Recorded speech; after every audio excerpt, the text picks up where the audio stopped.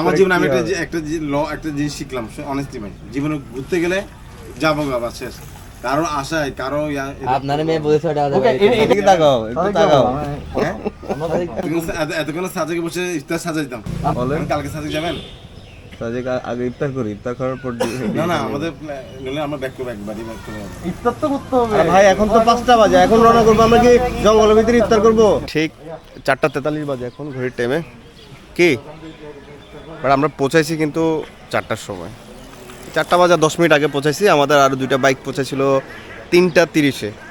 তো এখান থেকে মেনলি হচ্ছে যে 3টা স্কোরটা ছাড়ে, একদম এক্সাক্ট টাইম হচ্ছে 3টা স্কোর ছাড়ে। আমরা একটু লেটে আসার কারণে আমাদেরকে এখান থেকে এখন বেরোতে দিচ্ছে না, মানে অর্থাৎ আমরা সাজেক যেতে পারতেছি না আজকে। আমরা অনেক রিকোয়েস্ট করছি প্রায় 1.5 ঘন্টা ধরে, তারপরেও কাজ হয় নাই। অনেক ধরনের কথাবার্তা বললাম, ওনারাও চেষ্টা করছে আসলে। তো এখানে কিছু ব্যাপার স্যাপার আছে, তো সেই ব্যাপার স্যাপারগুলো আমি আসলে পুরোপুরি জানি না, আর এই প্রসঙ্গে আমি বলতেও চাই না।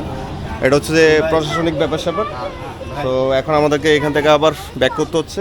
আই থিঙ্ক আমরা আজকে দিঘিনালাতে থাকার চেষ্টা করব। দিঘিনালাতে ইফতার করব, ইফতার করে দিঘিনালাতে কোনো একটা হোটেলে থাকবো হয়তোবা, যদি সবার মতামত যদি এক থাকে।